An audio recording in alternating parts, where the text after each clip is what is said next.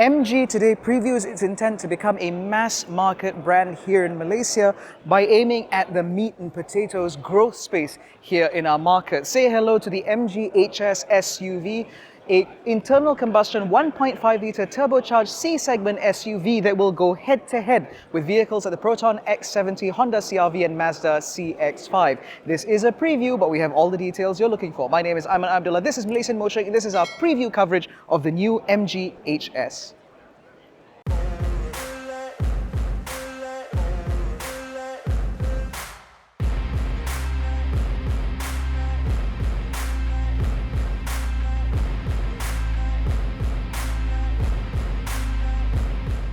Like many other vehicles in this segment, the MG HS utilizes a turbocharged 4-cylinder upfront measuring 1.5 litres, producing 162 PS and 250 Newton meters of torque. That's paired to a 7-speed dual-clutch automatic transmission with power going to the front wheels. While this is a broadly similar setup to what we've seen from various other vehicles within the space, it is noteworthy that, number one, this is paired to a DCT automatic gearbox, which means it should be a little bit more responsive than the Honda CR-V with its CVT.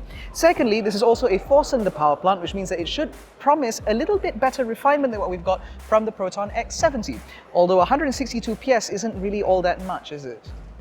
Now, the MG HS will be made available in Malaysia in two variants, being the standard and the Lux model. This grey one that we have is a Lux, whereas the white model that they've made available to us is the standard. Now, the two differences on the outside include things like various different parts done up in body colour, as well as the availability of body colour or contrasting black plastic cladding all the way around. The other way to tell is also in terms of the wheels, because the standard model runs on 17s, whereas the Lux model runs on 18s.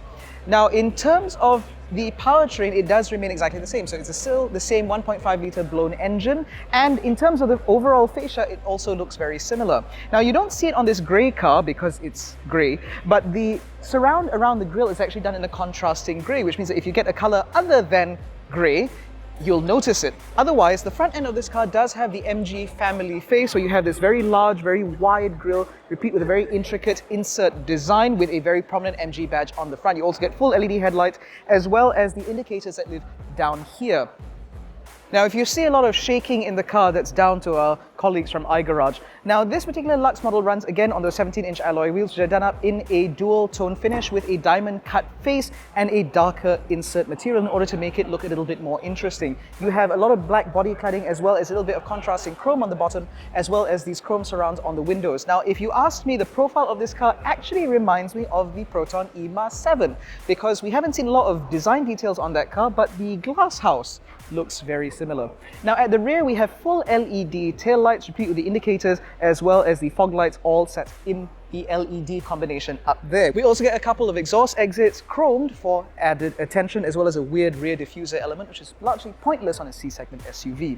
Now, what is standard across both models is a powered tailgate, which upon opening reveals a significant amount of space. You also get a tonneau cover, and the rear seats can be folded 60/40 for added practicality. And underneath the false floor, you will find a little bit of a storage bin thing, and this also hides a little bit more space underneath, because these cars do not come with a spare wheel.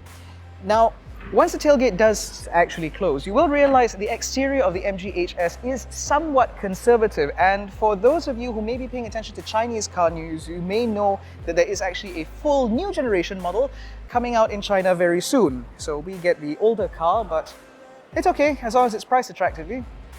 Inside the MG HS, on the surface, everything does look pretty positive because you have a lot of soft touch materials about the place, and so all of this lends you the idea or perception that this is a high quality machine. And in terms of the overall appointment in here, it is also quite positive. So up here, you have a very large central touchscreen which integrates most of your controls, including things like your Apple CarPlay and Android Auto. And all of that, while manipulatable here, also come with a set of physical buttons down here to manipulate things like your volume, your temperature control, etc. Which means that when you're on the move, especially, you don't have to rely solely on that touchscreen. In addition to that, we also get a full digital instrument cluster up ahead with pretty decent graphics, if I might say so myself. And of course, those graphics are manipulatable and changeable based on the driving mode that you select. Now, ahead of that sits a multifunction steering wheel, which is leather wrapped, replete with a Super Sport button here, which is done in red. and the plastic looks like the kind of thing that you get in a party popper wrapper. But you get a set of physical controls here, which are all nice to use, as well as a third stalk here, which controls your cruise control settings. Now, about this stalk specifically, I'd like to point out the fact that with the steering wheel currently in the dead straight position, you can't actually see it, which is why about 10 seconds ago I gave my videographer grief for telling me that there was a stalk that I couldn't see. Now beyond that, obviously you have your standard controls here, and you have your gear selector down here, then you have somebody opening and closing the door back there. You also get your mode selector here and 360-degree camera button all available here, which allows you to again manipulate a lot of functions on this car without having to delve too deeply into that screen. In terms of practicality, you have a couple of USB-A ports up here, which is interesting. A set of cup holders down here, a movable center armrest cover with a pretty decently sized bit of storage down there. You get a decently sized glove box here. You get electric seats on either side, although they only have height adjustment and not angle adjustment, and they also do not have heating or ventilation, which means that the PROTON X70 has this car pretty lit. That said, however, it is nice to see that the steering wheel is quite adjustable, given the fact that the majority of cars within this segment do not offer this level of adjustment, so that's quite nice. Overall, I think that the build quality and material choices in here are promising, but we have to take it out to go and see it properly. Now, with the front seat set in my driving position, about 170 centimeters, I have a good amount of knee room and a good amount of headroom, although to be fair, we are now in the model without the panoramic sunroof. Now, what I do find a bit strange is that even though this is a fully internal combustion vehicle, I have very little under-thigh support because the floor is surprisingly high. Now, mercifully, I can tuck my feet in underneath the seat in front of me, and when I do realize there's a good amount of footroom, and the central tunnel is relatively flat, so you could theoretically carry 3 adults back here. In terms of amenities, I do have a couple of USB-A ports as well as a set of crotch coolers. Material quality in here is pretty good. I've got decently sized door bins and a pretty decent back seat pocket behind the front seat, so overall life back here is not so bad. What I'd like to point out is the fact that these rear seats can also be made to recline quite a bit should you want to take a nap, and of course if you need cup holders, you can just fold down the rear center armrest, which will reveal those cup holders, as well as a very shallow cubby here for the sort of credit cards that your children would carry. Speaking of children, you do get a couple of ISOFIX mounts in this car in the second row on the outer seats themselves, and you should be able to fit a bulky rear-facing child seat given the fact the front seats are mounted quite far away. The wheelbase on this car is quite generous, which means that you should have a decent amount of space. However, the rear doors do not open as wide as you might like, which means getting that car seat into the car might be a bit of a challenge, but aside from that, should be all right. Now, this is the entry-level standard model. As you can see, it's still relatively well appointed, which brings me on to the matter of safety. The MG-HS will be available in Malaysia with what's referred to as MG Pilot, which is their brand name for their level 2 semi-autonomy systems. The MG-HS will be available with things like adaptive cruise control with traffic jam assist, autonomous emergency braking with pedestrian and cyclist detection, rear cross-traffic alert, blind spot monitoring, etc., etc. All the things that you would expect from what is ultimately a C-segment family SUV.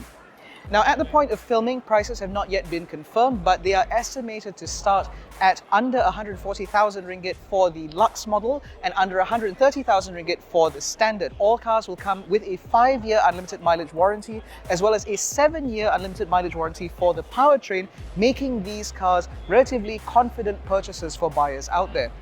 Now, let us know in the comment section below if the MG-HS is a car that you would consider, given the fact that this goes up against relatively established models like the PROTON X70, Honda CR-V and Mazda CX-5. And more importantly, how affordable would these cars have to be in order to sway your vote? Because we all know if you could afford it, you just buy something else. In any case, that concludes our preview coverage of the new MG-HS. If you enjoyed this video, please give it a thumbs up, subscribe to the channel, hit the little bell icon to be notified every time we make a new upload. Don't forget to follow us on Facebook, Twitter and Instagram. All the links are in the description below, including the link to join our new WhatsApp channel. Thank you so much for watching. We will catch you in the next one. Take care, stay safe.